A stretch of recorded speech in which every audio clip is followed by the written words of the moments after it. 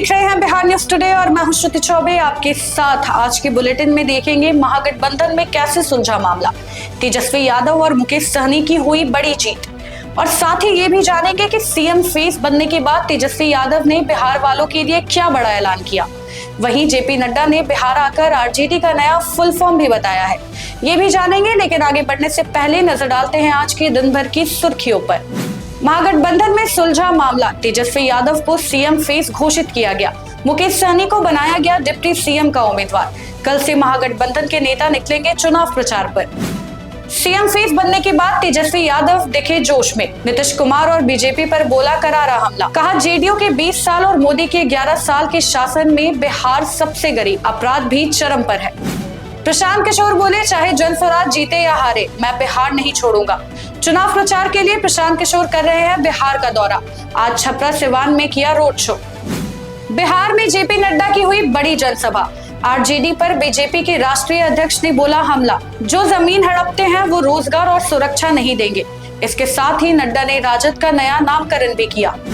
NDA में CM face को लेकर विवाद, अमित शाह की बातों को बीजेपी के ही बड़े नेता ने किया खारिज। पूर्व मंत्री रविशंकर प्रसाद बोले नीतीश ही सीएम, आगे भी वही रहेंगे। बिहार में सीएम पद पर वैकेंसी नहीं। तो ये थी आज की दिन भर की सुर्खियां। अब देखते हैं खबरों को विस्तार से। बिहार चुनाव में महागठबंधन ने अपने मुख्यमंत्री चेहरे का ऐलान कर दिया है।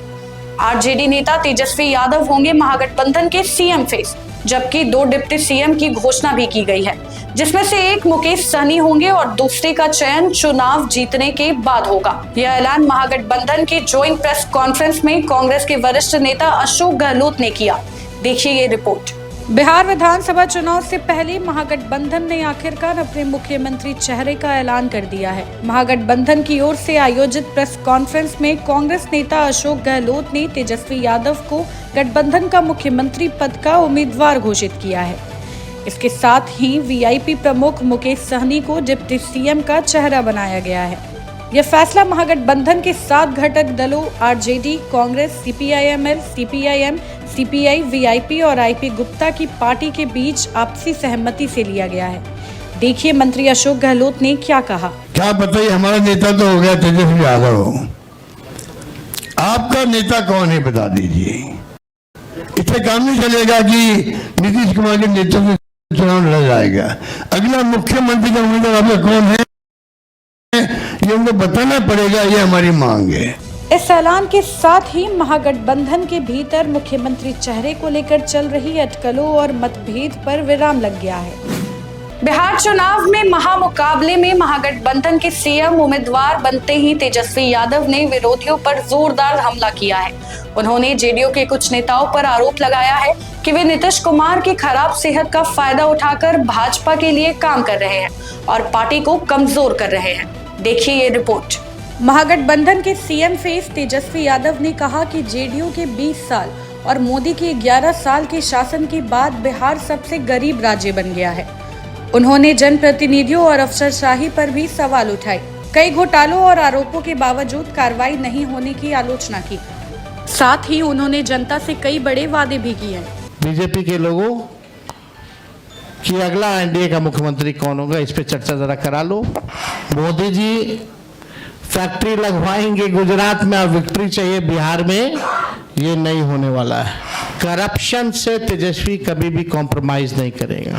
एक शुगर मिल प्रधानमंत्री जी ने नहीं चालू की, लेकिन तेजस्वी ने महागठबंधन की सरकार 17 महीने में रीगा का चीनी मिल जो है 17 महीने में चालू करके दिखाने का काम किया। कोई ऐसा दिन नहीं जहां बिहार में 200 राउंड गोलियां ना चलती हो। तेजस्वी की परछाई भी अगर गलत काम करेगी तो उसको भी तेजस्वी सजा दिलाने का काम करेगा। किसी माई के लाल में दम नहीं जो हमारे देश के संविधान को खत्म कर सके, हमारे आरक्षण को छीन सके। लोग लगे बीजेपी की ए टीम, बी टीम, तरह तरह का अलग अलग संस्था, ईडी, सीबीआई, इनकम टैक्स, पूरा मशीनरी उनका लगा हुआ है कि हम लोगों को तोड़ो, हम लोगों को बदनाम करो। चाहे भाजपा के प्रधानमंत्री हो, अमित शाह हो, नीतीश बाबू हो, किसी भी व्यक्ति ने अपना agenda, road map, vision, blueprint अगले 5 साल के लिए नहीं रखा। बिहार चुनाव को लेकर बीजेपी अपनी पूरी ताकत झोंक रही है। आज औरंगाबाद में बीजेपी के राष्ट्रीय अध्यक्ष जेपी नड्डा ने जनसभा को संबोधित किया और आरजेडी पर तीखा हमला किया। देखिए ये रिपोर्ट। जेपी नड्डा की आज औरंगाबाद के गो में बड़ी चुनावी रैली हुई। इस दौरान उन्होंने आरजेडी का नया फुल फॉर्म बताया। आर से रंगदारी, जे से जंगलराज और डी से दादागिरी।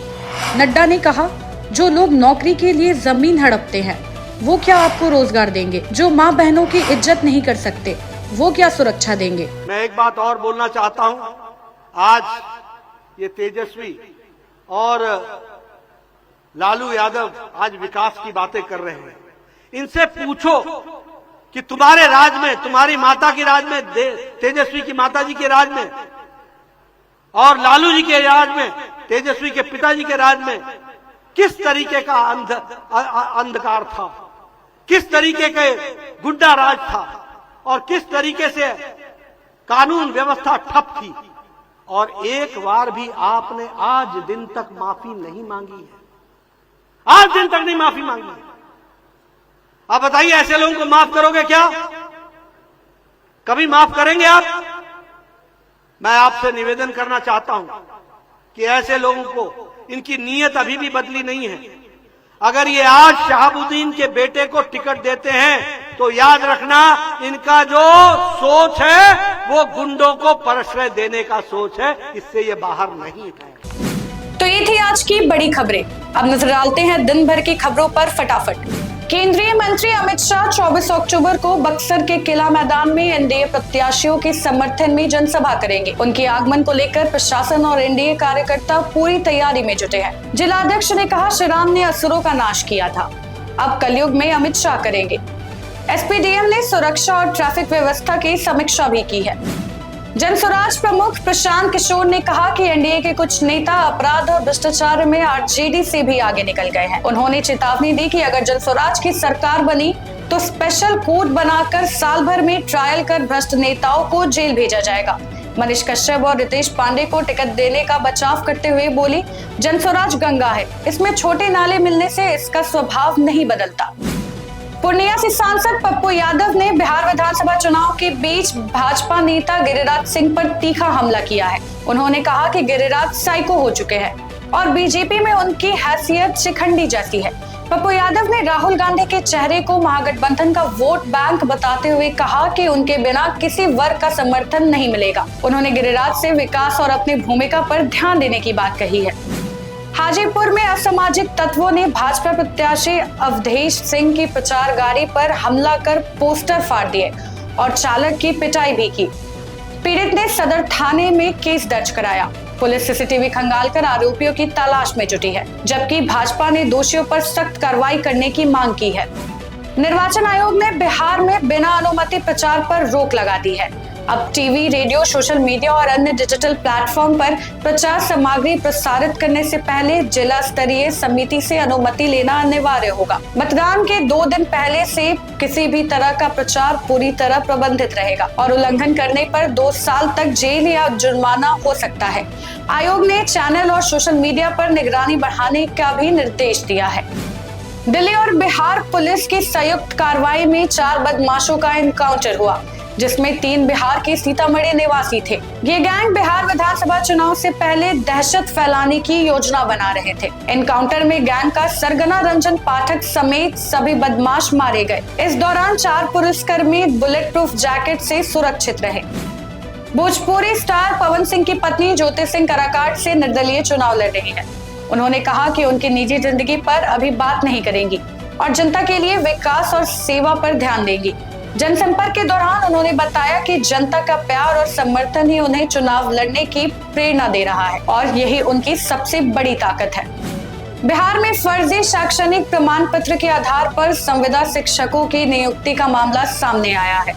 इस साल अब तक 106 शिक्षकों के खिलाफ एफआईआर दर्ज हो चुकी है और 2880 से अधिक शिक्षकों की जांच जारी है। सतर्कता विभाग पूरे राज्य में फर्जी प्रमाण पत्र जमा करने वालों पर निगरानी रख रहा है। दोषी पाए जाने पर शिक्षकों को नौकरी से बर्खास्त और सख्त कार्रवाई का सामना करना पड़ रहा है।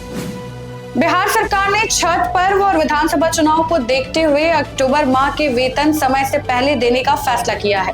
वित्त विभाग ने 21 अक्टूबर से भुगतान शुरू कर दिया है।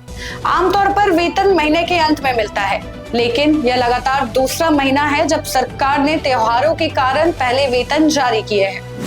समस्तीपुर की विभूतिपुर सीट पर पूर्व विधायक रामबालक सिंह ने कानूनी विवादों के बीच अब दूसरी शादी कर अपनी पत्नी रवीना कुशवाहा को जेडीयू प्रत्याशी बनाया है। 27 वर्षीय रवीना पर कोई आपराधिक मामला नहीं है और वे सादगी भरा जीवन जीती है। रामबालक पर डबल मर्डर और अन्य मामलों में आरोप है, जिससे वे खुद चुनाव नहीं लड़ पाए। अब मामला होगा पति की राजनीतिक विरासत बनाम पत्नी की साफ छवि के बीच। तो ये थे बिहार की आज की प्रमुख खबरें। बाकी ऐसे ही खबरों के लिए बने रहें बिहार न्यूज टुडे के साथ। तब तक के लिए धन्यवाद।